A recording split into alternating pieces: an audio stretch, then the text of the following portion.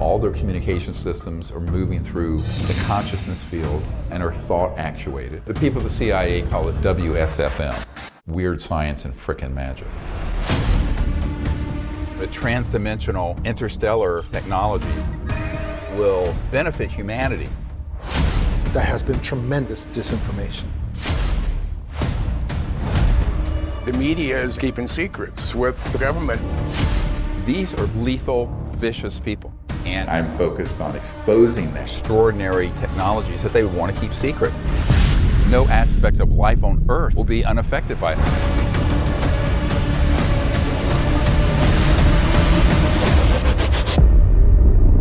Glad to be here. You know, it's crazy times right now. We got a war going on. Right. There's a lot of cry in the public for, you know, the energy crisis. People are suffering out there. The petrol's on the rise, and apparently there is technology that could change the world overnight. And that's what we got into in our latest documentary with you, Above Top Secret. So right. What's on the agenda, Dr. Stephen Greer? Is there any plans in the future that could change things, or is it going to, you know, go down a road that we're never going to be able to come back from? Well, it's really up to a lot of people right now. But as you know, I've been working this issue for 32 years, and you know, the situation we're in now, on the brink of nuclear war and oil prices and shortages, very predictable because we've stayed in the game of fossil fuels for about 100 years longer than we needed to, and we can prove this. And this film, Above Top Secret, is a very important sort of overview, let's call it, of what these technologies are, what's behind UFO energy systems, propulsion systems, and the most important question, the question that's always asked of me when I brief someone in Washington, is the all-important why. Why is this being kept secret? That was the very first question from the director of the CIA that I briefed the first time, because he knew the subject was real. He knew that, quote, UFOs existed, had a sighting, but the CIA director didn't understand why he and the president were being denied access to these operations and projects, and why the extraordinary level of illegal secrecy would be imposed. So that was really the crux of that conversation, and that's what this Above Top Secret film is beginning to answer. We knew back when I first put together the recommendations for Clinton back in the ancient history, before the public knew the word disclosure project and what have you, that we would get increasingly in a bad situation from the point of view of the environment, geopolitics, and the instability of the world because of our dependency on a handful of oil kleptocracies and oligarchs. And of course, here we are in 2022, exactly in that situation. So it's a really important matter. People think it's tangential to the situation in the world with Ukraine, Russia, other parts of the world. It is not. The entire geopolitical order is driven, quite frankly, by this black curse of oil, which, if that's the only energy system we could use, well, it'd be understandable. If all there was oil and solar power and windmills, and there's not enough of the latter two to run the planet right now, it would be understandable. But that's not the situation. The situation is that we absolutely have the solutions, but they're in highly classified, beyond black, above top secret projects, and we can prove that. You know what's interesting, Dr. Stephen Greer, is, when you're breaking down this whole idea of this technology being hidden, and there's so many walls being built up, and for our government to break that wall and get into basically call the black box, where everything could be fixed pretty much overnight. Seems that this wall is being built so high it's almost impossible to break down. Do we have strategy to break down these walls to maybe get access to these black budgets? We're going to need help from the community out there. Why? Because a little bit of history here. And I know that when, for example, the so-called Davis memo about me briefing with Edgar Mitchell, Astronaut Mitchell, and some of my early military witnesses, Admiral Wilson, at the Pentagon. When I spoke of it years ago, I don't think people quite believed that the head of intelligence for the Joint Chiefs of Staff would be denied access to projects which should be under his purview and oversight and control. But he was. And that Davis memo proves it. And in fact, it very clearly states that he was threatened with demotion and frankly worse.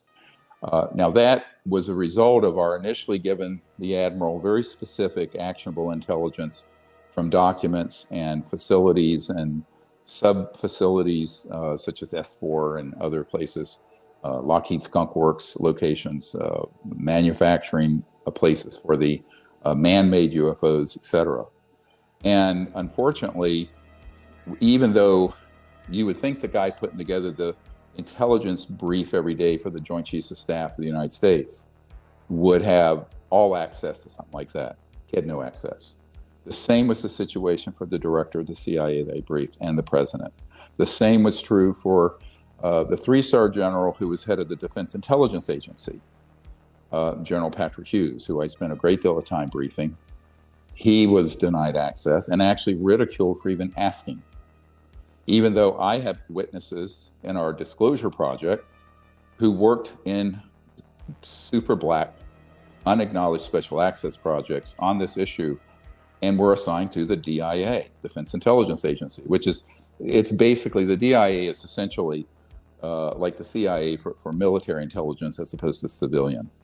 And the same was true for members of the Senate Intelligence Committee I briefed years ago, the people who had been chairman of the Senate Foreign Relations Committee, very senior folks in the House who were on science and technology and government oversight, and on and on and on. So at a certain point, between 1993 or 92 and 1997, we had concluded that the people who the public and the media portray as running the U.S. government, they do on most issues. On this issue and some related ones, they do not. There's a transnational, not international group that has enormous technologies way beyond what even people managing the black budget of the United States would know about or have access to. And so, and remember, Admiral Wilson admitted he had been involved in unacknowledged special access projects, off the books, deep black, but nothing that touched this issue. And when he tried to get inside that box, he was slapped down and pushed away while he was in that position. These are not retired people that I'm talking about having met with. I have met with some retired people. But the whole time that, for example, the Minister of Defense of Canada, Hellyer, that I brought into this subject, and people like Minister of Defense Lord Hill Norton, with whom I met in England, who was a 5-star admiral, a Sea Lord, and had been head of the Ministry of Defense for the United Kingdom. The Minister of Defense for Australia that I met with at a secret meeting, I guess you'd call it, back in 2013 in Australia.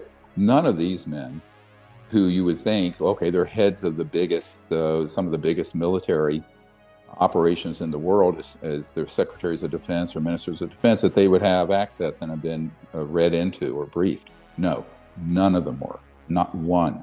And they were not lying. So this is prima facie, in fact, proof of an illegal, unconstitutional, corrupt enterprise. And that's why we tell people who have been in these projects as, say, foot soldiers, technicians, engineers, tactical operators, corporate or intelligence or military. So if we were ever going to move this forward, it is absolutely right now. Yeah, absolutely. You know, what's crazy is when we set out to make this film above top secret, we kind of reached out to, the people that we felt most to be on the inside, James Goodall, Michael Stratt, D'Souza, and yourself. And you were gracious enough to get us over there to Virginia, and we met you in person. That was interesting because when we were back at base editing this film, I became very angry just at the fact of how much has been hidden from us. And I expect a lot of people, when they watch Above Top Secret, are going to be very angry of how deeply suppressed we are in present day. And that being said, let's take a quick look at an exclusive peek at Above Top Secret. Take a look at this. Some years ago, I was invited to go to an underground research facility in El Paso on the Mexican-American border. And this was a place where they were doing these sort of technologies that are trans-dimensional, but medical applications. Major stuff, technologies that literally, electromagnetic trans-dimensional technologies where they can, if someone had a missing limb, they can attach to the subtle body, the mystics call astral body, but that energy, like you have phantom pain, and regrow it. Here's the issue. The same technology that gives you that would give you free energy to run your house, because it's in that same, let's call it constellation of extraordinary technologies that they would want to keep secret. So there are a lot of spin-offs beyond energy, propulsion, and the environment that will benefit humanity once we can get the first level of this out. Because it's unbelievable how backward even our medical technology is compared to what's possible. So that's also a very bit of good news. This is why I've called for sort of a Marshall Plan for the planet for new energy and the environment that is supported and funded by individuals in an open source way, and not expecting, I think it's silly to expect the government of the United States or any other government to get behind doing something that brings out the most disruptive technologies in the history of the human race. Let's be blunt. But it also creates a new civilization, and it saves our future. So if this had been introduced slowly from the early 20th century, 100 years ago, to now, we'd be okay. But now we've run out of time because of what's happening to the biosphere, geopolitically, population boom. So in order to create enough change quickly enough, we're going to have to do something very different, very fundamentally different than what we've been doing. So there's a sneak peek of Above Top Secret, and we've got Dr. Stephen Greer with us. And, like I said, people should, basically get pissed off after they watch this in regards to this struggle that we're all trying to get to, disclosure. Now, what I hope Above Top Secret will stimulate more of these whistleblowers and people who have information to come forward. Because when you learn, and honestly, as an emergency doctor, I never thought I'd be put in this situation, honestly. Taking care of shootings and stabbings and car wrecks were less traumatic than this. But I think that it's something that has reached the point where there are enough people in government. After our documentary Unacknowledged came out 4 or 5 years ago, and it ended up having 750 million people see it, things began to move and tilt where there were a lot of inquiries happening. There were some charlatans who surfaced who then provided disinformation to these folks. Now they realize they've been zoomed, they've been gaslit, and they're reaching out to folks who can actually, provide accurate information and assessments. So that's what our job has been. Although, I want to be very clear so the conspiracy kooks out there don't go nuts. I don't work for anyone in the government. I'm not paid by anyone in the government or a corporation or anyone international or a covert program. This is a completely self-funded effort. The Disclosure Project has never been part of that system, and nor am I even now as I share this with you. Now, that's by design, because once you get pulled in that system, it's a slippery slope to end up at the bottom of, at the wrong end of a deal where you've lost your autonomy and your ability to be free, which I guard more than anything. Is our freedom. And there's so many critics out there as well in regards to what you've been doing all these years. But let's take another quick look at an exclusive right here of Above Top Secret. Watch this. This is one of the cautionary tale. When Stan Meyer's collection of technologies were acquired by this other entity, and I said, whoever gets it, tell them they have to do it open source in front of the whole world. The whole world's going to be watching this technology being refined, developed, released, without any intellectual property holdback, without patent, because otherwise they're not going to survive their launch. I got this call a couple years later, who had ended up being the money behind that acquisition. And he says, these people are running for their lives. They are looking for an eco-friendly country that they can get to because they're being threatened in America. I said, you'd have to go to another star system. There's no place on this planet where the henchmen of these kind of Fourth Reich fascists won't find you. And they didn't want to let go of the greed and profit motive. They wanted to be the next Rockefellers of energy, you see. So that is the Achilles heel. Next thing I know, I meet with a guy in Orange County, California, who knew one of the people who was with that engineering team. And the man said this guy came in, was crying like a baby because every single one of them had been killed and the technology vanished. There's a sea change here, because for years people in these governmental positions weren't interested. If they were interested, as I described over the last 30 years I've been involved, they would be stood down, threatened, blocked. Now we have people who understand that's the situation, but who are responsible for these areas, or should be, and who have the means to go the distance. So that is a very different situation. And that's why we need to have people who are serious folks, you know, a big network of folks out there, like you're going to have on the show tonight, working the system and finding people who want to come in through the back door. I have been very blunt in my meetings in the last few weeks in Washington that you are not, I will tell these folks, going to get anything through the front door, through the chain of command, through asking nicely. You're going to have to find ways to go around that dam. You're going to have to be the water that flows around those boulders and blocks. And that's what we have to do. And that's the strategy that I've been working for, you know, almost 30 years. You know, at the time that I first started this, I didn't think that's what we'd have to do. I honestly thought, you know, in back in the day when I thought there was an intact constitution and chain of command, I could provide enough specific information to the chief executive, the president, and his folks. They could make inquiries, the doors would open for them, and they would do the right thing. Well, and then bring the appropriate information out on this. Well, that didn't happen because the doors never opened. They were blocked at every turn.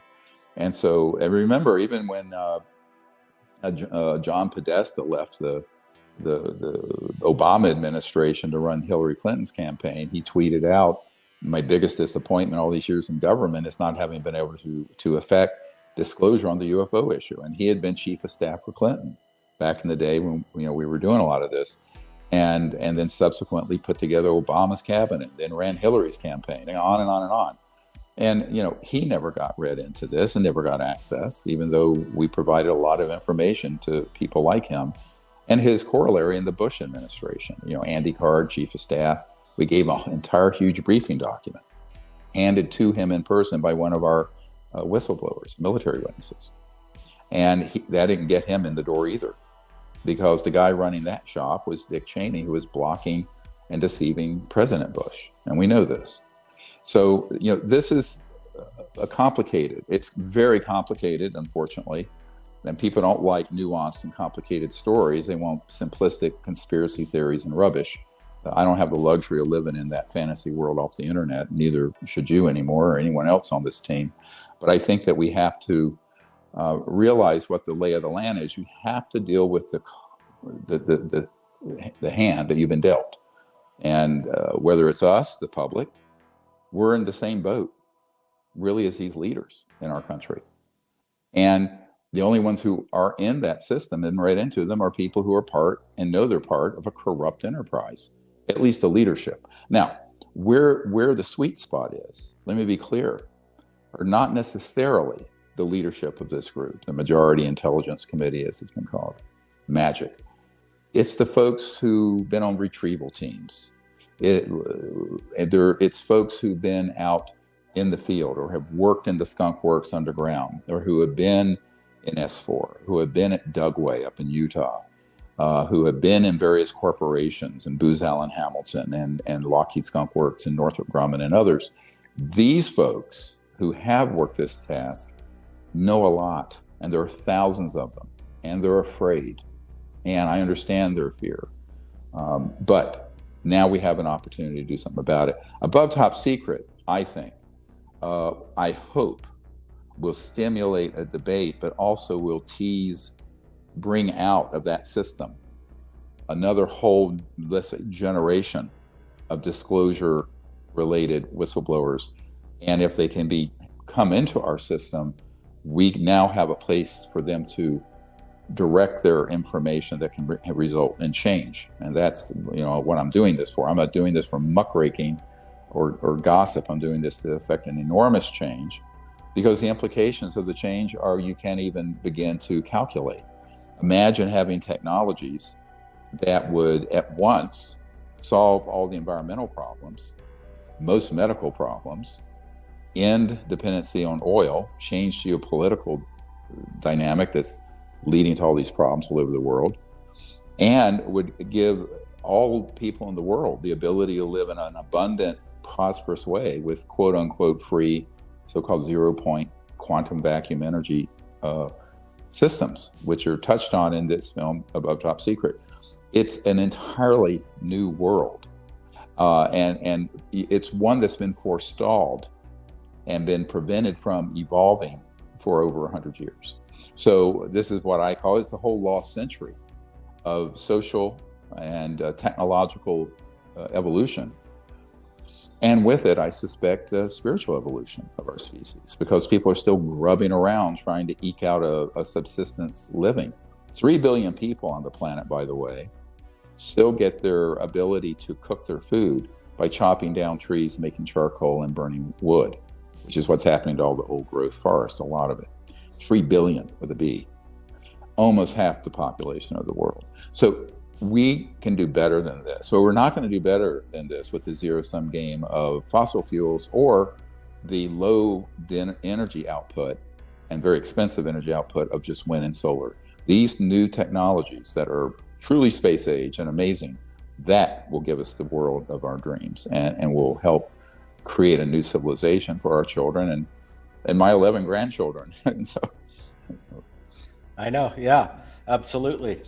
You're pretty busy with the grandchildren as of recent time, but let's get back, and we're going to be let's tell everybody we have an entire guest panel sitting in the background, and they're going to be joining us in just a few moments. We've got Michael Schratt, military aerospace historian, along with James C. Goodall, also a historian, aviation expert, and John D'Souza, retired FBI agent, known as the X-Men, with all kinds of insight. He's also an author, but we're going to get this discussion going here in just a moment. But let's get into this thing behind me right here, the Tic Tac. It's on the Above Top Secret poster. Some people are, from some of the sources we're hearing, and I'm sure there's a rumbling going on. And I just wanted to ask you, without giving up too much, without, getting in trouble, but it seems to me that our government has created this false narrative of the threat, and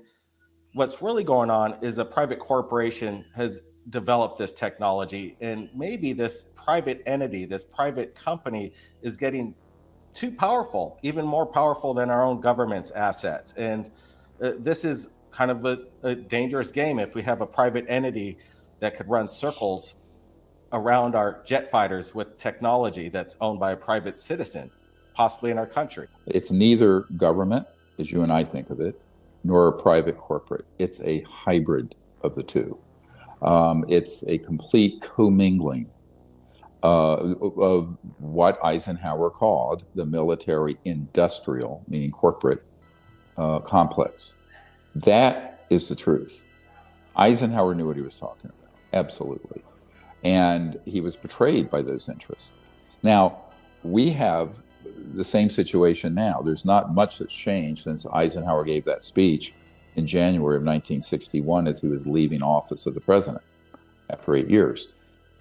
Unfortunately, I would like to say it has, but it has only gotten worse in the sense that the consolidation of power, center of gravity, has devolved out of legal constitutional oversight into this hybrid entity that is part governmental, but beyond black, beyond top secret, and highly centered in corporate interests.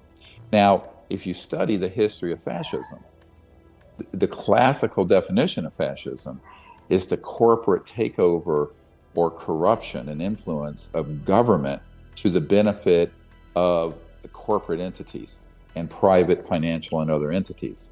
That is what the definition of fascism is as it evolved in the 1800s and early 1900s, which then led eventually to the buffoonery and tragedy of Mussolini and Hitler and others. But that's the definition. So we're really talking about a continuation of that proclivity for both corrupt interests in government and corporations working together, but it's reached such a point of power that it greatly exceeds the power of what you just called the government of the United States. So I think people have to be, I mean, again, this is, it's shocking, it's disturbing, it happens to be the truth. I know that this is through the looking glass here, that a retired emergency doctor working this system for 30 years would have, and the people I'm working with who are substantial sources of intelligence on this subject, who come forward, that we've become the de facto source of information for people that should be able to hit a button and pick up the phone and get all this information. So it's bizarre, but it's the truth. And unfortunately, I've explained this to the public since the 90s. I don't think people have believed it. I really don't give a rat's ass if people believe it or not. This is the truth. And eventually people come around and realize this is the truth. But I don't think that it can be my concern. I'm not interested in salacious gossips, and I'm not running for the mayor of crazy town ufology. We really have a very important project here that has to continue. The Disclosure Project just was the project that we named after Project Starlight. We get into the Clinton Library, which was the initial effort by people that I was working with back in the early and mid 90s to provide information to Congress and to the president, hoping they would do something. But they weren't ready, and now they're ready. And I think that this is a very good opportunity. It's a big potential breakthrough, but there's one hell of a lot of work to do. And we're going to need everyone's help. I want to be very blunt. I mean, this is, I don't have at my disposal $1 billion budget and armies of people to do this. This is something that's being done with like some of the folks you just named that will be joining me in a moment, out of the goodness of their hearts and their devotion to the truth and to making a big change happen that could really fix most of the huge problems facing humanity. Absolutely. And we got the major players in the documentary Above Top Secret. But speaking of that, let's take a look at the trailer and then get to the panel members of this incredible documentary. Let's roll the trailer right now. If the crash retrievals are true, then all bets are off.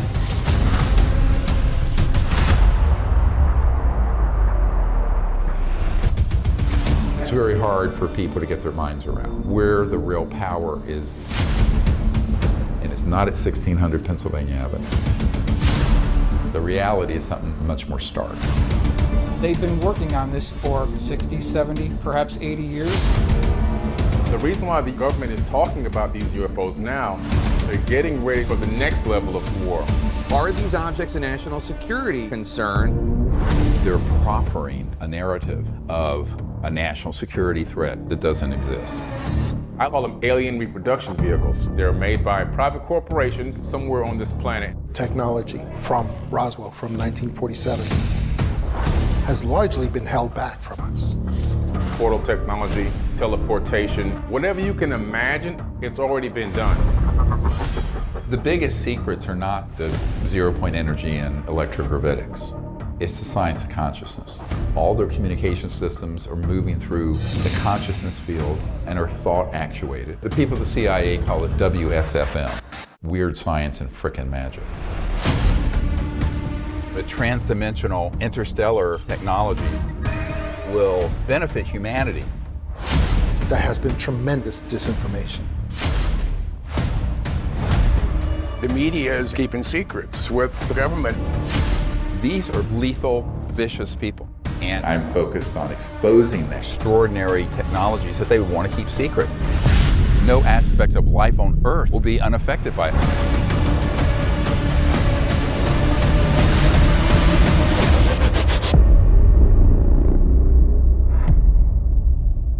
Then let's bring in the incredible cast of this documentary right now with Michael Schratt. We got John D'Souza, the X-Men, and we're going to be bringing Jim Goodall in just a moment. But before we get to Jim, Michael, John D'Souza, Dr. Greer's here. You guys, appreciate you guys joining us. I know, John, I think it's the first time you've met Dr. Greer, so. Yes, it's great, Dr. Greer, to finally meet you. Thank you. Good to meet you too. Amazing stuff. It is a great privilege and honor for me, seeing as how my work over the years has intersected with your own on so many different occasions, and it's been a real pleasure and an honor. And I'm really happy to welcome you also to Arizona for your big event that is going on April 8th, 9th, and 10th in Scottsdale, Arizona, the CE5 that is going to be going on there. That's going to be really amazing event. I'm really looking and if folks can't be there in person, you can webinar it for the whole weekend, and it'll be a lot of fun. And all those dates, 8th, 9th, and 10th, inclusive all the way through Sunday night, we'll be out on the Native American land that it's very sacred doing what we're doing, which is more the citizens diplomacy effort end of what we do with CE5 Contact. And actually, I'll be talking about this film during that whole conference. And, that'll be awesome. Yeah, it's a powerhouse of a film, and getting all your guys' participation was something that was kind of a dream come true. We're asking big questions, but when we give you these questions, you guys give us so much information, and that's what's incredible, that we're finding answers to our questions. And then again, the frustration, we could feel it with all you gentlemen, that this fight's been going on for a long time, and you guys been veterans in this field, and that's the major appreciation. Right here, Michael Schratt with his new YouTube channel, Blue Room Media, top-notch investigative reporting on the history of UFOs. And appreciate you, Michael, for joining us tonight. It's good to be with all of you. Absolutely. Yeah, Michael Schratt is an indispensable resource and source of great inside information, specific details that actually are more important than I think Michael realizes, significantly more important. And I think that people who've lived working on this, toiling in this field for so long, greatly overestimate the people who are in the system, not in the above top secret world, but in the normal system, what they have access to, what they know. And so I think we have to also go forward with a sense of compassion that, we need to put together and organize the information that's very solid, that's not speculative, in a form and in a way that they can understand, and then also put it up through the chain of command and it can be digested, because this is, you all know this, who work this is drinking from a fire hose. Yeah. You know what? I don't want to be the host in this show. I just kind of want to throw it around in a conversation. But let's start it off with these documents that were recently dropped. As of the Congress had their top secret documents. They released the Nothing Burger a few months ago, and we only got a few pages, and it wasn't really nothing to it. But now there's new paperwork that's been out via John Greenwald, and we went over it recently. But the problem is 90% or 85% of the documents, maybe 95%, is just totally redacted information. What I know, they're afraid of some of the technology behind retrieving or, well, I'm going to say it here. I've received some information in regards to the redacted paperwork. I have a source apparently who's seen the non-redacted portion, and we only got a little bit of detail, but apparently there's a photograph or some film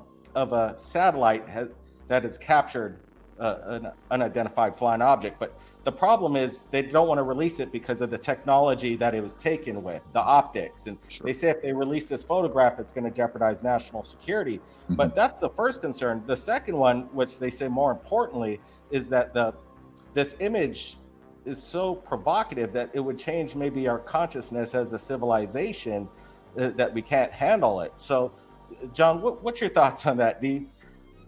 Obviously, the government has film of these craft. Yeah. Why are they so vague with these videos? And is it really, in your opinion, that we can't handle it as a human race? Well, I was just watching a previous speech of Dr. Greer, where he actually predicted perfectly what would happen with the June report that was from the DNI, and he actually just went over what he just said in an encapsulation, where he said people recognize that the DNI, Director of National Intelligence, well, his clearance must be so high, it must be so universal that he can see everything that we cannot see. And nothing could be further from the truth. Nothing could be further from the truth. Because whether you're talking about the Senate Committee on National Security or whatever, or you're talking about the DNI, these are compartmentalized programs that are in their own scope and protected.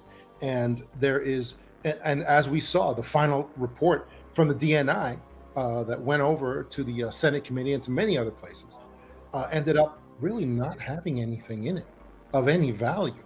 And we find that in many parts of government where they pretend to have these incredible clearances. Speaking of above, top secret, the movie, they just don't have the special access programs that they pretend to have, because as we know, these are programs that the congressmen, the senators, even the president himself can try to walk into, and they will be locked out. They will be locked out of these things. And a little insight on that in terms of, again, I'm always trying to humanize.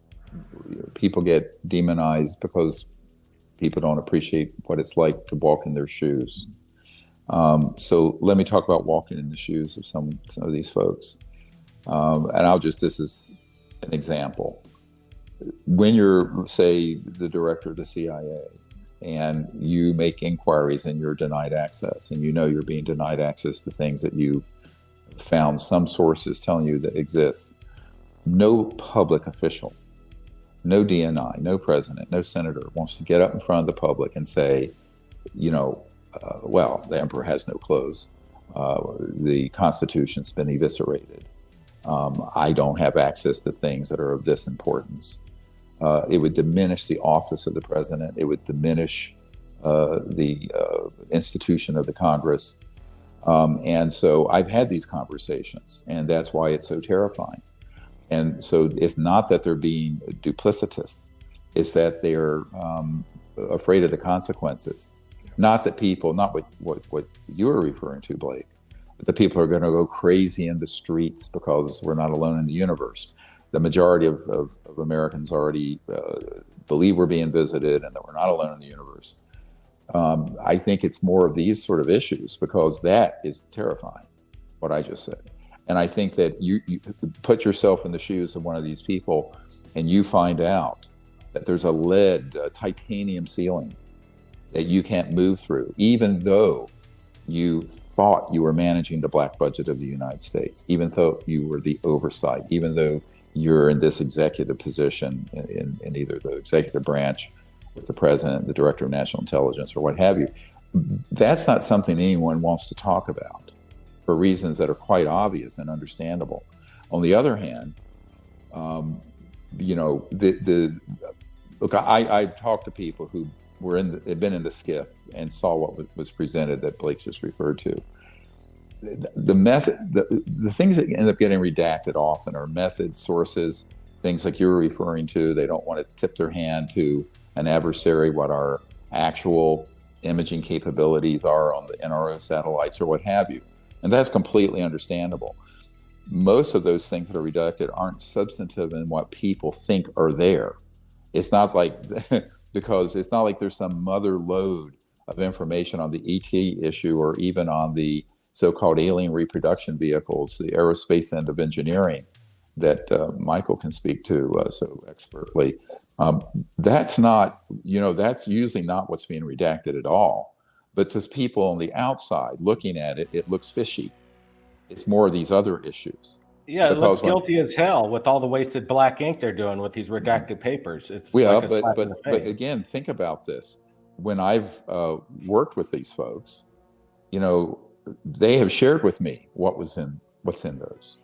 So I think that we have to understand that this is infinitely more screwed up, unfortunately. I hate to say that, in terms of governmental procedures, oversight, and dare I say, the operation of the rule of law on this than people think. But it can be fixed. What we're trying to do now, the initiative we have now, is to fix it. But it's going to take some quite wise and calm, cool heads to do it. If I've seen a discussion panel crew right here, this is pretty much the top of the line right now. We've got Jim Goodall, who's just joined us. Oh, hey, Jim. How's it going? Good to have you, Jim. Yeah. Michael, John, Dr. Greer, cousin brothers. I mean, you have the brain trust right here, right? That's what I'm saying. Like, wow, it's great to have everybody all in here. Brett's here with me as well, and he's probably going to get some questions in just a second. But wow, what an accomplishment, everybody, that we were able to get this documentary out. We were able to get it in a way to, I think the public is going to be amazed by what they see and the knowledge they're going to get. But working with all of you was just, again, it was so liquid, and the way it just flowed, and the information and how we put it together, my brother and I, and editing, it was satisfying, but it's frustrating as well, just because of, again, this technology that's being hidden. Hey, Jim, we're just getting into the discussion in regards to basically, can the public handle it? There's been so much information. These Hollywood movies have been making these extraterrestrials look like the evil ones. Maybe E.T. was the only safe movie out there as far as dealing with E.T. Maybe they should make more E.T. movies. I'm not sure, but if you ask me, if our government showed us a photograph of some extraterrestrial craft that looked pretty insane and said we're not alone, straight up, and the public would know, there would be some anxiety behind it. Like, what is their agenda? Being so brainwashed watching all these horror movies with extraterrestrials. Jim, would you be able to handle it no matter what the craft looked like? Oh, absolutely. Or even, I mean, if all of a sudden, if I'm walking in the back of my, out behind my house at night, and all of a sudden one of these characters or creatures or ETs were to approach me, and they're pretty bizarre looking, I don't know how I'd react. But in broad daylight, if they were to land one at Tucson International or Davis Monthan, and I was invited, I would be thrilled. I mean, but there are people who cannot deal with even the thought of we're not alone. And I honestly believe if they were hostile, you and I, the five of us, would not be having this discussion right now, because we'd be under their heel of their big, knob nail boot, telling us what we're going to do, how we're going to think, what we're going to eat. And if you don't like it, we're going to feed you to the wolves. So no, I have no fear from ET. And again, if in fact, if they were hostile, we'd have known this a long time ago. I mean, there wouldn't have been a Civil War, there wouldn't have been a Revolutionary War, there wouldn't have been World War I, World War II, Vietnam, Korea, and the insanity is going on right now. Right. Well, no, I 100% agree, and I think that the fear factor that's been pushed out there is a way of people being shut down, because fear shuts down the mind. It shuts down the spirit. Fear overrides rational thought. And it's a very clever thing to use. And demagogues and tyrants throughout history have used that tactic. And I think they've used it very well. And I say very well in a negative way on this subject, on the public, through the movies and what have you. And when we released Cosmic Hopes on July 4th of 2021, our purpose in that was to expose. In fact, I just interviewed a man today who was working in a very compartmented operation with this issue, who was personal witness to a man-made sort of triangular, truncated cutoff on one end, triangular electromagnetic field propulsion craft that then released 3 Greys that proceeded to try to abduct him. It was a very important case, and he knew that the craft and these creatures were man-made, and they were all moving in unison and rather robotically. I said, "Oh yeah, I know physicists who worked on developing those creatures, and these are the ones that are always on the cover of books and movies and movie posters that look like the classic stereotypical alien." In point of fact, that's a counterintelligence operation, and we know it, and we're providing that detail of information to the people in the government who are looking into this, because they don't know what to make of it. And I think that that's part of, well, it began in the early 50s, the so-called psychological warfare effort on this matter. And it went from sort of a clumsy stagecraft using early man-made aircraft that looked like UFOs, and guys that were short or had some kind of appearance that could then be augmented with, stagecraft and makeup to scare people thinking they were alien, to now these very advanced kind of robotic nanobio machines. We don't have time to go into that. There are a number of people I work with who've been in those programs, not only tactically using them on innocent civilians, but have also been in places where they built them and made them.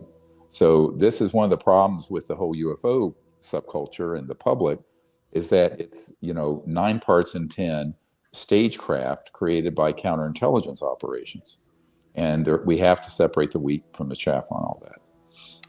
Michael Schretz, the investigator here, in regards to the historical evidence, dates back over 100 years. And these eyewitnesses have a lot of things in common, where some of these craft that have been historically documented seem to be man-made. Rivets, bolts, electrical systems. We have pipings, coolant systems underneath the craft. What's your thoughts on what Greer just said and kind of the discussion overall? But again, this man-made element, people, have been misled by the major media that it's a threat. We don't know what they are. We don't know. We can't possibly do these kind of maneuvers, or this technology is out of our hands.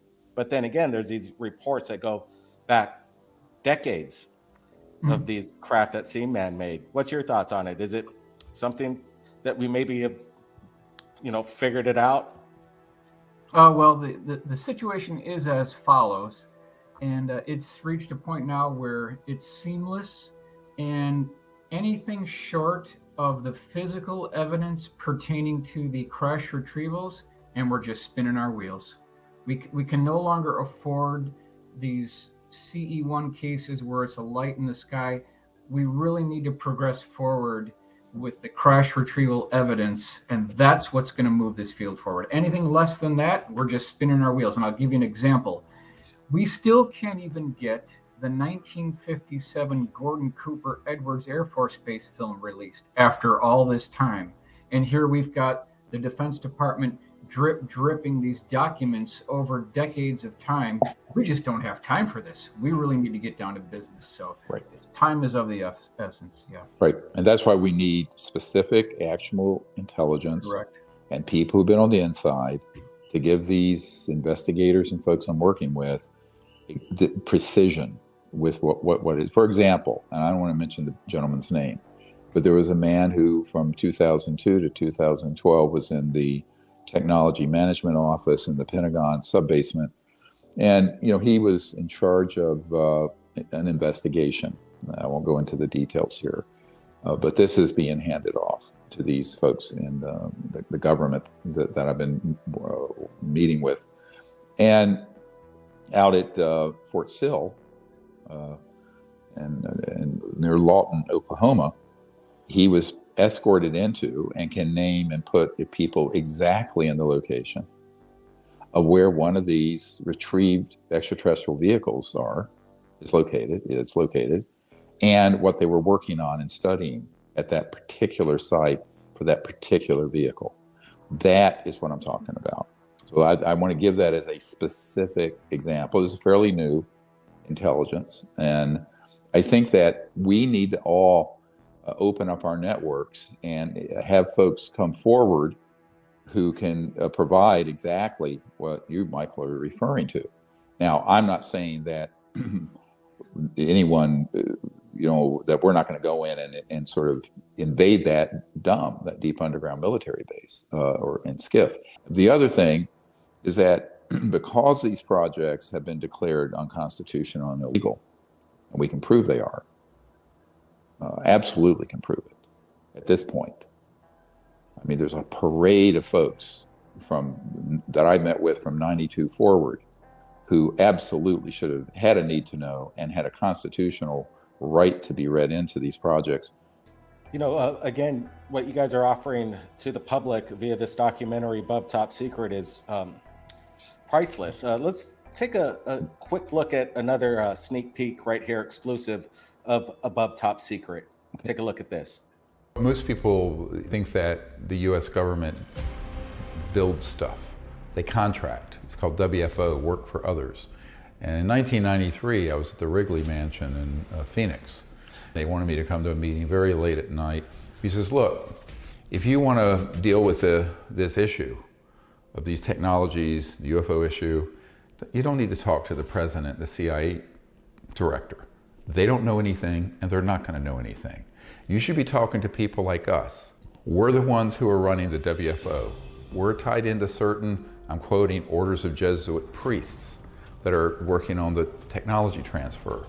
We have the supercomputers that back up the banking system, and where we can get a lot of money just from transactions where they're odd amounts. This sort of hybrid entity, partially covert, unacknowledged government programs, but a big part of that is then outsourced to big corporations, covert contractors, and other organizations. So that's kind of what developed in the post-World War II era, and it still is how the operation runs. John D'Souza comes in, and let me tell you, he brings the heat on, and he's calling out the major media on the lies being spread in regards to the disinformation and the horsemen speaking. It's obvious that there's these actors that are being put forward into the major media. Apparently right now you don't see them anymore in the major media for some reason. We released the Cosmic Hoax. They took the thunder. The wind got taken out of their sails. Yeah. There you go. And the major media doesn't want to touch them. Now they're going to the bottom gutter of YouTube and talking to these YouTube channels with the least amount of subscribers and getting their airplay there and creating these false rumors out there saying that Dr. Greer is paying all these YouTubers off and we're all under Dr. Greer's payroll. And the paranoia behind this is almost embarrassing. But then John D'Souza basically does the same thing in Above Top Secret, and there's this point in there where it just ratchets it up to a level, and people should start to wake up that some of these people that we were holding on a pedestal has been kicked out from underneath them, and now they're just kind of gutter feeding on the bottom feeders in YouTube here. It's quite entertaining. John, what do you think? Why aren't these guys? Obviously, Cosmic Hoax destroyed the credibility of some of these people, but is the media ever going to shape up on this and get kind of maybe some of the public's point of view versus just these actors that are, put forward on the pedestal? These are pretty typical CIA shop tactics that they are employing.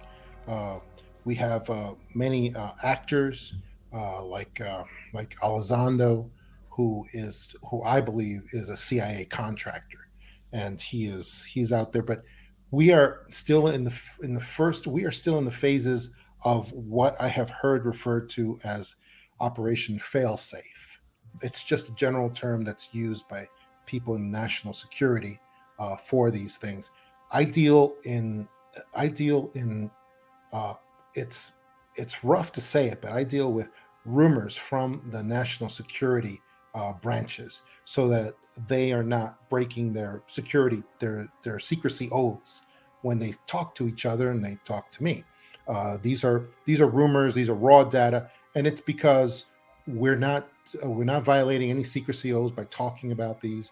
It's just raw information, and anyone who has worked in national security knows that there are times when a simple rumor can save your life. Well, we're in that situation here because we're in the first phases of Operation Failsafe, the final operation for the cabal to try to strike back at our civilization. And it's the operation that was predicted by Werner von Braun, of course, and by others as well. And the first phase, we're still in the first phase of this operation, which is the acquiring of media, political, and valuable assets to work with them. And there's a long line of politicians, of media, of even alternative media figures who we used to trust, who are online to become part of this operation. And it's horrible. It's disgusting because they are people who used to be trusted, and now they are working for the darkness as we lurch our way forward towards what I have called fake alien invasion. That will be this because the dark Pentagon, what I call them the dark Pentagon, U.S. Pentagon. They are elements of the Pentagon that actually have these tic tacs. I refer to them as tic tacs. These vehicles that possibly have some anti-gravitic qualities to them that have been reverse engineered and otherwise, but they are in the possession of the U.S. military. Well, the dark parts of the U.S. military, I'll put it that way. And they are looking to use them. And now we're going into a more advanced phase, like Michael Schratt was talking about. I believe that we are now going into a period where these tic tacs are going to have more aggressive encounters with vehicles and people all over the world. And we're in that phase right now because they need to ratchet up the fear, because they need to push it up, and it's coming. A few months ago, we had one of the tic tacs was in a cylinder shape and actually sailed across the front of an airliner. The airliner pilot called it out. It just came right. Yeah, Jim Goodall broke that news with Yeah. Yeah.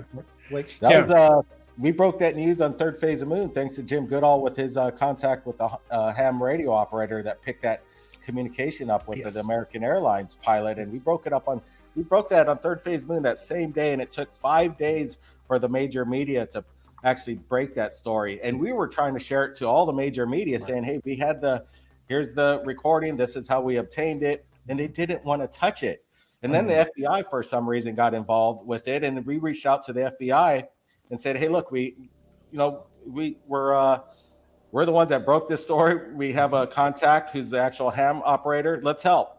Let's find out what this is." And then the next day, we received an inside document from Southwest Airlines of this warning to all the pilots that something was going to happen that day, and if you see anything unusual, report it to Tower.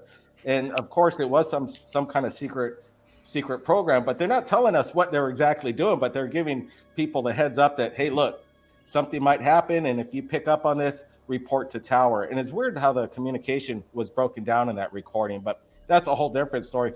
Jim, that was an incredible breaking news that we collaborated with when we woke up that morning and he had that audio to us. We're like, man, this is big. And it was just a chance encounter that everybody was able to record it. Right. And I mean, it blew him away is when he immediately called me and said, "Guess what I have?" And within about 20 minutes, it was off to the brothers. Mhm. So I figured you'd By the have way, if somebody could give me that tape, it'd be useful. I could, don't assume that the folks that you think are supervising the government on these sort of issues know any of the things you're talking about.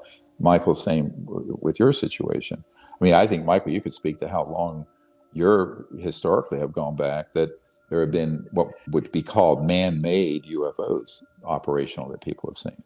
Yeah, we've got the historical archives from, I would say, at least 5 different centers around the country, and what we kind of spoke about before is they're all coming up with these same patterns: the tubes, the pipes, the cylinders, the low frequency electrical humming noises, the buzzing sounds like a transformer or a sewing machine, testing on certain days, color patterns on the lights that are inconsistent with an ET craft. It's just showing you that there's a man-made component to this, and it's seamless. It's seamless at this point. Well, and I've talked about the so-called alien reproduction vehicle that Mark McCandlish at the Disclosure Project showed, and that Brett Sorensen had seen at the Norton Air Force Base Air Show, that Frank Carlucci, Secretary of Defense for Reagan, was there, that those components were from the Mercury era, Gordon Cooper's era. What's crazy too is that the people that are, I guess Lou said it, and there's people that are saying that we wouldn't destroy any evidence and just throw it away prior to 2004. They only want to deal with 2004 and up. And I guess that's part of these briefs to the Congress, that they don't even want to touch anything prior to 2004. And that's not going to happen anymore. That's old history, my friend. Trust me on that. I do want to comment, however, on this issue about the so-called Tic Tac and other. I don't know, Jim, that those are necessarily accidental. One of the things that has happened, and of course this is how you create the specter of a threat. Again, the whole threat assessment, what's been in the media and what's been proffered to people in the Senate and elsewhere, because of these objects, quote unquote, invading or impinging on classified airspace or near aircraft that are either civilian or military. Those craft that are man-made have done so deliberately because they want to trigger a threat matrix. In other words, they want to be able to see how dangerous these objects are to safety of the air, or they're in a classified area and they're not ours. And I know from talking with folks in Washington, there have been people who've gone up on Capitol Hill and at the Pentagon and elsewhere and in the White House, who have flat out said, we, as humans, don't have anything that can move and fly like that or look like that. And that means that they're saying that off-world, otherworldly, quote unquote, alien objects have been in classified airspace threatening our operations, or even civilian, like this American Airlines situation, aircraft, when in reality, those have been man-made, deep black, unacknowledged, special access projects above top secret, whatever you want to call them, that were done not accidentally usually. Some have been accidents, like the Cash Landrum event. That was a mishap. But that was ours, by the way.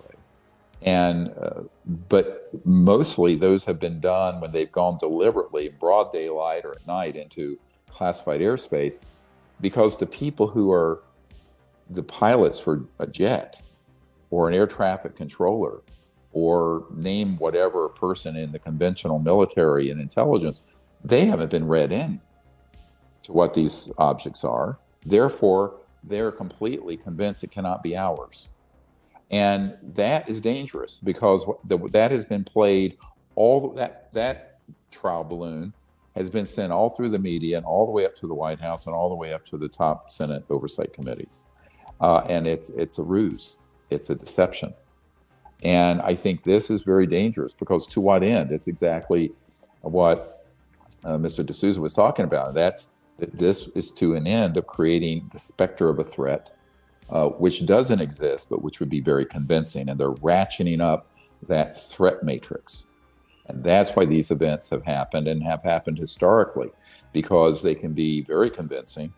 And to people who think that they know everything going on at the Lucky Skunk Works or at Northrop Grumman or at this Air Force base or what have you, it's not within their worldview that this could possibly be human when it is.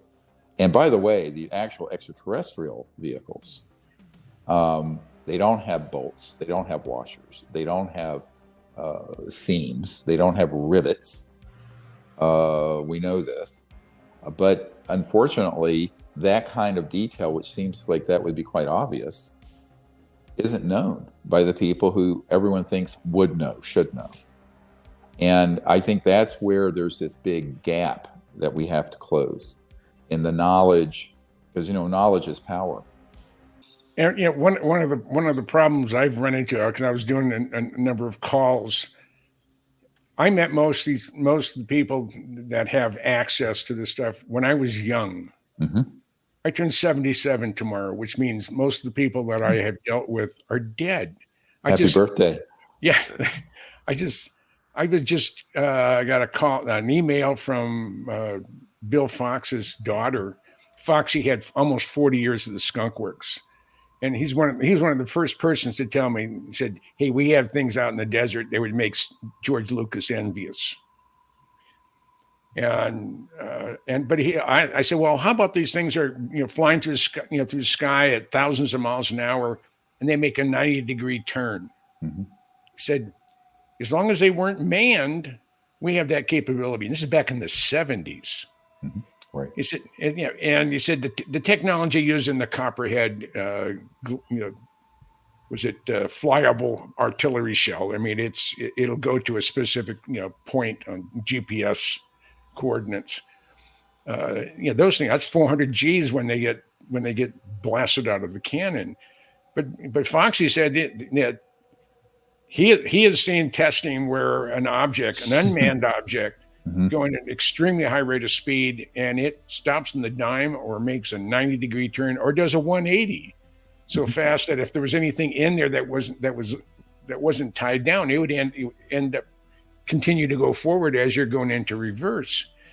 So that the technology, that conventional technology exists. I mean, I know I think I mentioned it to you. I know I mentioned it to the Cousin brothers, that I actually, face-to-face with Jeff Babion, asked him how much alien technology is used in any of the Skunk Works programs. And I think he was very, very straightforward when he said, "I have no knowledge." And when you're looking straight into somebody's eyes, unless you're a politician or a newscaster or a bunch of lion rat bastards, it's just, when you're looking at, I mean, I'm from the distance I am away from my monitor right now, looking right at his eyes and say, "Okay, how much alien technology?" And he said, "It doesn't mean it didn't pass through here, mm-hmm. but my job is to look to the future, not look to the past." Mm-hmm. So he said, "It may be buried so deep when they created it, I will never have an opportunity nor have a need." Now he's retiring as of April 1st. And this new guy going in, and he's going to be the proud recipient of one of my Blackbird books, because I know that's what greased the skids for me to get into see Jeff. But there's the high-speed turning technology existed a long time ago. Another thing that the same gentleman who gave me the recording of the American Airlines Tic Tac flying by him. He's the one who alerted me back, it's either 2015 or 2016, near Glenwood, New Mexico, which is right on the border of Arizona and New Mexico. And there was a TFR issued, 30 miles from this area. You can't fly, but the TFR was never listed officially anywhere. But whatever the object was, it was reported that it hit the ground at 3,000 miles an hour. Now, I did talk to the fire chief in Glenwood. He said shortly after the event, said we had so many, white Dodge vans going out there. They had cranes. They had a flatbed truck. They were in there about 2 or 3 days, and it's a wilderness area. It's a primitive camping area. Now, Stu Brown and we went back 20 some odd miles. I mean, I know we were in Arizona by the time we decided to turn around. They had a tractor and trailer with a 40 or 50 foot flatbed behind it coming out of the area. There's where we went, there's no way that a truck that long could make any of the turns. So I've been trying to get together, a group, some of them out of Amarillo, at least Stu Brown out of Albuquerque, and we're gonna go in there. We need someone who has a commercial grade drone with high resolution, and we're gonna just start scanning the area, because even after 7 or 8 years, something crashed into the ground. First of all, there's a road going to the recovery site. Mm-hmm. And we haven't been able to find that yet. And COVID, put the kibosh on it. Right. You got to get out there and do it, Jim. If you need any help, let us know. Hey, we're with the panel, and we've got a few minutes left. But this above top secret and working with you guys has been incredible, and I know a lot of people are going to be blown away when they watch this. I think I got another exclusive clip for everybody, so let's roll it and take a look at this, everyone. But governments can't die. So we need to find other incentives for bureaucracy to adapt and improve.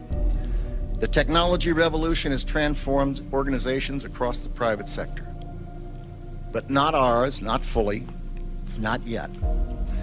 We are, as they say, tangled in our anchor chain. Our financial systems are decades old. According to some estimates, we cannot track $2.3 trillion in transactions. Well, you don't just have 2, 3, 10 trillion dollars vanish. There's a whole system in place, and it comes from many different budgets. And then a big part of the funding comes from private endeavors. So it isn't just government, it's private and government together. So I call this a hybrid entity that's neither strictly government nor strictly private. And interestingly, from a secrecy point of view, as a private entity, corporate or citizen, penetrate these projects, it's top secret national security. Most of the work being done on this are private corporations, Northrop, Raytheon, the old E-Systems, EG&G, and they'll say, it's proprietary, you see?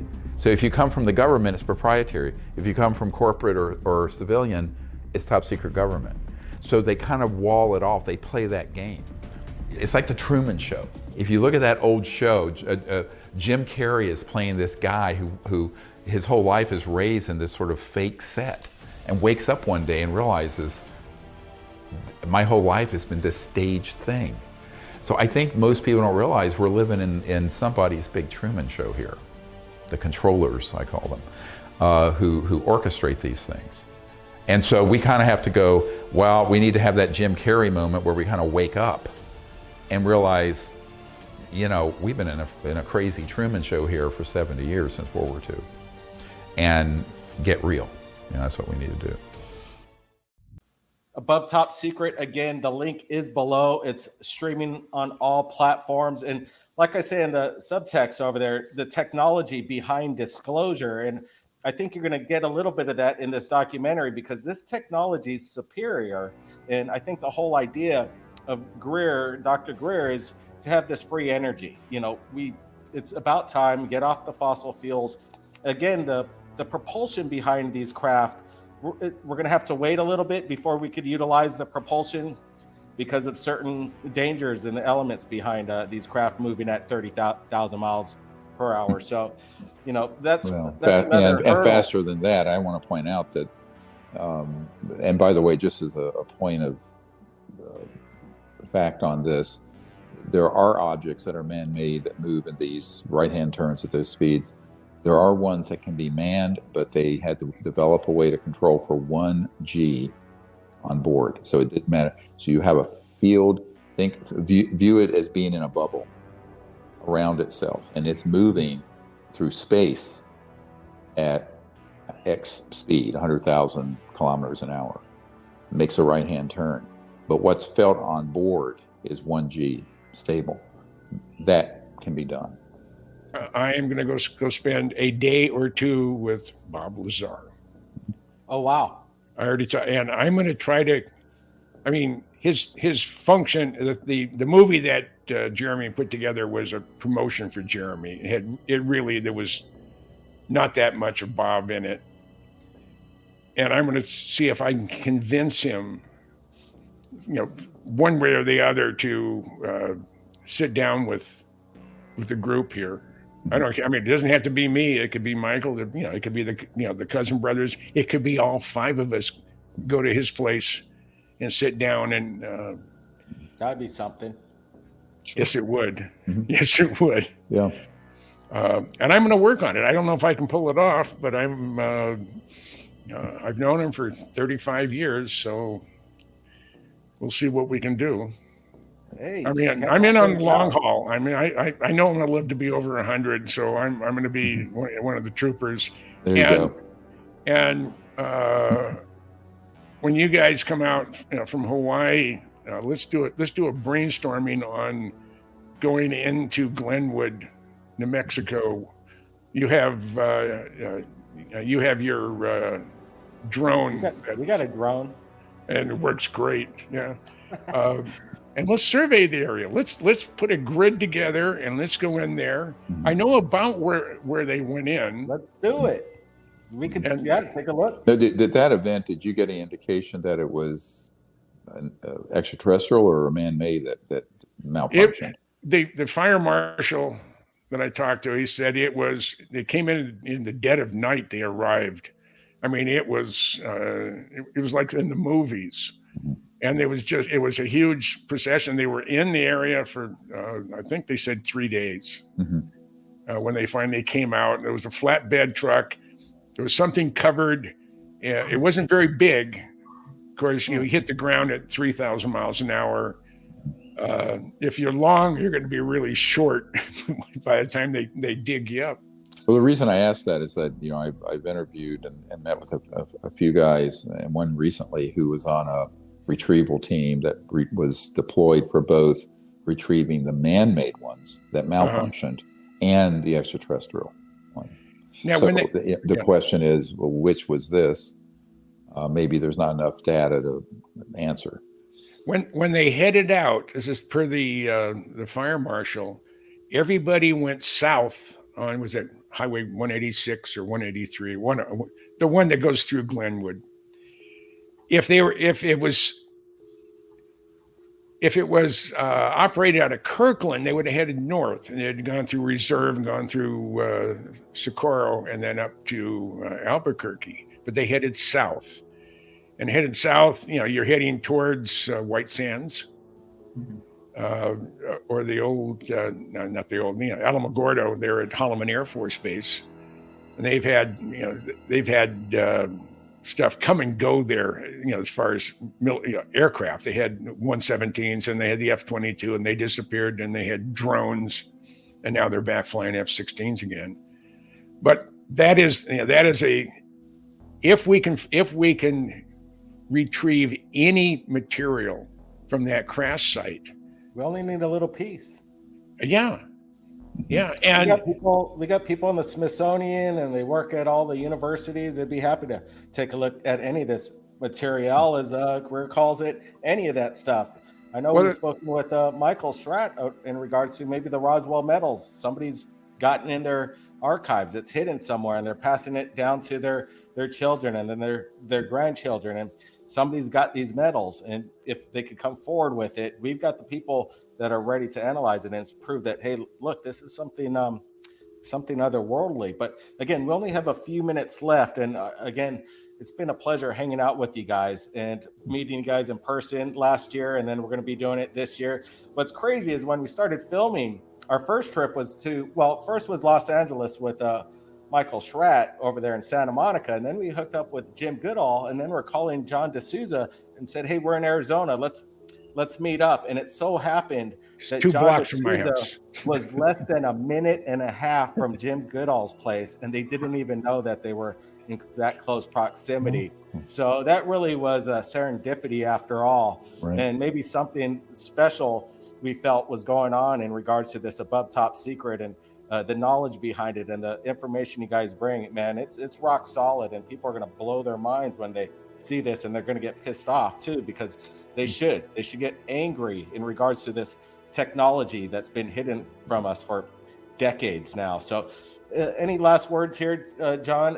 Appreciate you joining us over there in Arizona, and man, you brought it to the table in the Stocko. I'll be just having local events here in Arizona, just on general matters, getting out the word on fake alien invasion and the counter narrative for disclosure that is going on. And I'll also be talking to people and showing them Above Top Secret that's coming out very soon, and that's going to be really important for people to see. Hey, maybe we should do a midnight screening at this this conference we're doing in Scottsdale, April 8th, 9th, and 10th. I mean, the schedule's all packed and closed, but maybe we can throw it up, and people who want to be night owls can take a look at it. It'd be sort of fun for folks. I think that, there's going to be a lot of interest, I think, as a consequence. I know after Unacknowledged, we had a lot of resources come forward and still coming forward.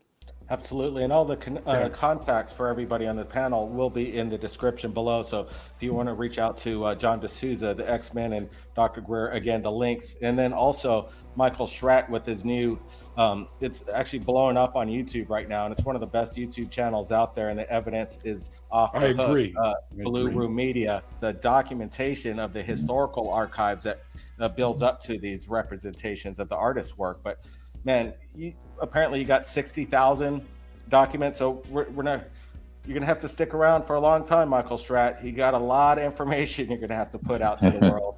We have a lot of work to do. I'll have some special surprises for you. Oh yeah. Okay. Yeah, we got a lot of work to do. Looking forward to seeing you guys in Arizona. And I have a project for the Cousin Brothers. I have a friend of mine who's retiring from NSA.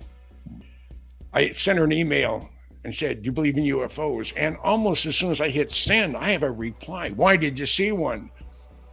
And I said, "No, she said, "I can't comment on this platform, but they're here." There was no question. She said, "They're here."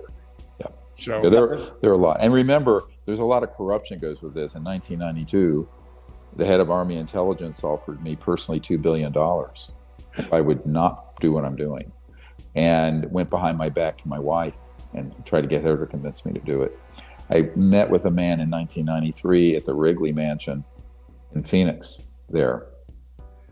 And he pulled me aside, and it was this midnight meeting with a bunch of these guys working this issue on the black side. And he said, "Look, we've provided at least $10 million to 10,000 people or more to secure their cooperation with our project and to keep it secret." And I said, "Yes, I know." I said, "The head of Army intelligence offered me $2 billion from after the Soviet Union fell in the early 90s, so they had confiscated a bunch of assets in Eastern Europe, and it was a slush fund, black fund." And so I said, "No, thanks." But the reason we need to extend, I understand exactly firsthand how these guys operate. It's big golden sticks, and big golden carrots and big clubs, and they don't mind swinging the gold in front of you or swinging the club. Yeah, we got them by the horns, everybody. We're going to get this. And you got to get by the shorties. Yeah, that's it. We do. Things are happening. It's quite exciting. And it is. People need to buckle up, but it's about time, right, everybody? Hey, Right. Absolutely. That being said, guys, appreciate it. Good Thank work you. on getting the information out. We're really excited about this Above Top Secret. Again, the link is below, but be safe. We're going to be meeting up with everybody again here very shortly, and we look forward to seeing you all, and keep your eyes on the skies, everybody. Blake Cousins, we'll see you. Thank you. Next time. All right, bye-bye, everybody. Thanks, All right. everybody. Take care. You guys have a good night. Appreciate night. it. Will do.